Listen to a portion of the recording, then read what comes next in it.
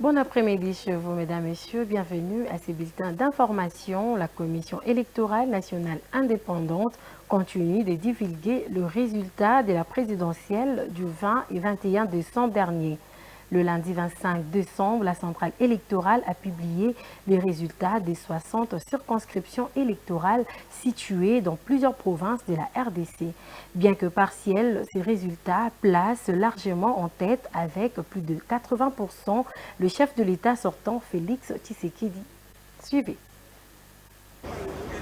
La soirée électorale du lundi 25 décembre 2023 au centre Bossolo a été plus prolifique. Pour la première fois, la centrale électorale a présenté les résultats partiels de 60 circonscriptions électorales disséminées à travers le pays. Il s'agit entre autres de Bomaville, Kasangulu et Kimvula, Feshi, Kaemba, Kasongolunda, Kabinda, Dilolo, Kapanga, Beni, Beniville et Butembo ainsi que tant d'autres circonscriptions. Les résultats annoncés jusqu'à présent portent sur 1 876 827 votants sur un total de près de 44 millions d'électeurs inscrits dans ce pays d'environ 100 millions d'habitants. À ce stade du décompte des voix, Félix Tshisekedi, candidat à sa propre succession, réalise selon la CENI un score de 81,4%, suivi de Moïse Katumbi 15,18% et de Martin Fayulu 1,2%. Pour Denis Kadima, président de la CENI, les résultats à mi-parcours publiés par son institution sont crédibles. Les résultats que vous voyez derrière moi là, on n'y a pas touché. On n'a pas touché. Donc c'est 100% que vous voyez là, ce n'est pas touché. C'est-à-dire nous avons promis la transparence, nous avons promis l'intégrité du processus et nous le faisons.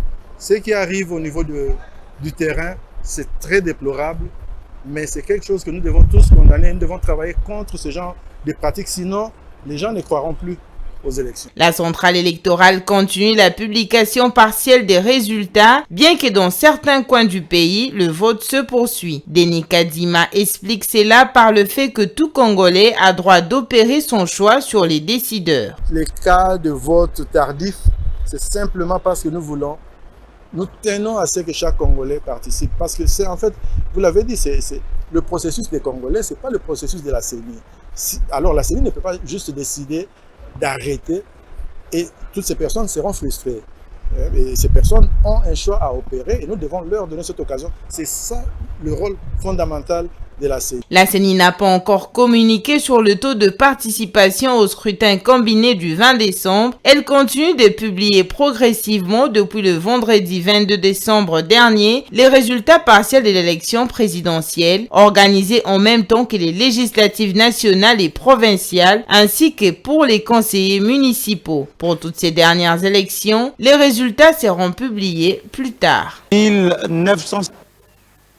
Pendant que plusieurs messages se multiplient durant cette période où l'opposition invite le peuple à se mobiliser pour la contestation du processus électoral en cours et demande la réorganisation des élections, le président de la centrale électorale, quant à lui, demande à la population congolaise de croire aux résultats partiels que son institution continue de publier depuis le vendredi 22 décembre dernier. Suivez.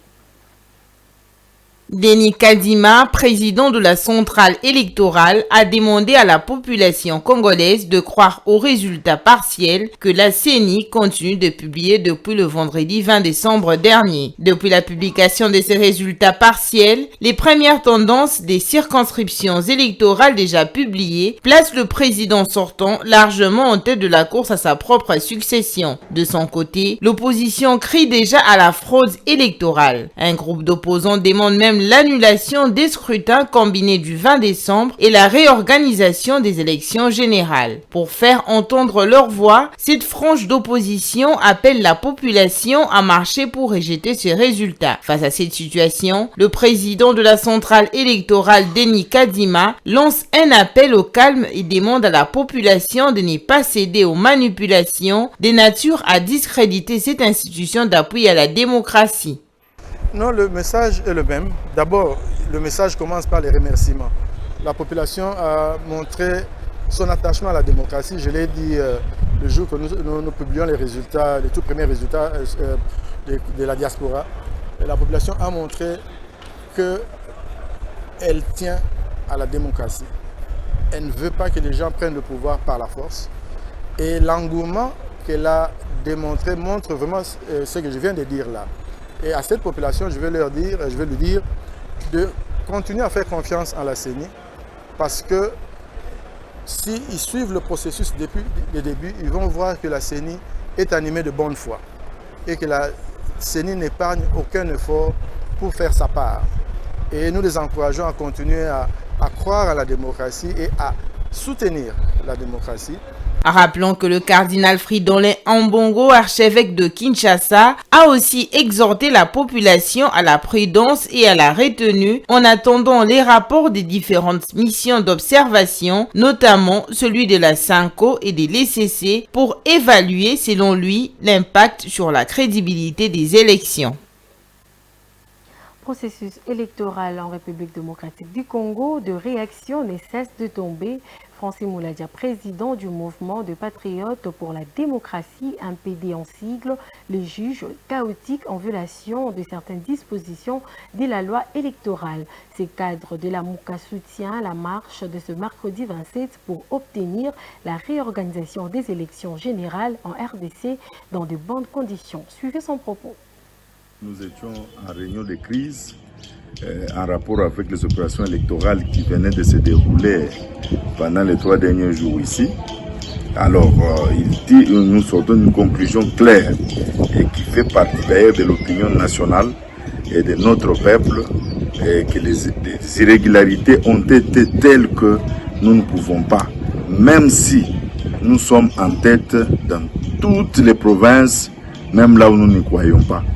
Mais les ennemis du peuple, comme ils avaient déjà prévu à ce qu'ils fassent un passage en force, et tout le monde a vu comment les bureaux fictifs ont été organisés dans tout le pays. Tout le monde a vécu et les témoins évacués dans des bureaux de vote par nos propres policiers qui sont censés sécuriser les élections et dans le but de bourrer les urnes. Et l'organisation est chaotique. Sur ce qui arrive, surtout avec la violation des articles 52, et 54 et 60 de la loi électorale, nous pensons et nous disons que notre peuple doit se mettre debout parce que ces élections doivent être réorganisées. Nous ne pouvons pas permettre un individu ou un groupe d'individus de pouvoir confisquer la volonté de tout un peuple. Ce peuple aspire au changement. Et il ne peut pas être permis à un groupe d'individus qui veulent seulement être au pouvoir pour faire les fêtes, pour faire des voyages, pour faire des détournements, venir humilier tout un pays comme ça à la face du monde. On n'a jamais vu une organisation des élections dans un temps moderne s'est passé comme ça s'est passé cette fois-ci sous ces régimes. Madame, nous, au nom de la MOUCA, nous vous disons que ces élections, pour nous, ce sont des élections à refaire. À refaire, même si nous avons toutes les chances de l'emporter, parce que sur le terrain, il n'y a aucun candidat qui a fait campagne sérieusement plus que Fayoulou Madidi. Il n'y en a pas. Vous avez vécu ça. Monsieur Chilombo a pillé la caisse de l'État en donnant de l'argent jusqu'à $50 par habitant pour participer à ces meetings.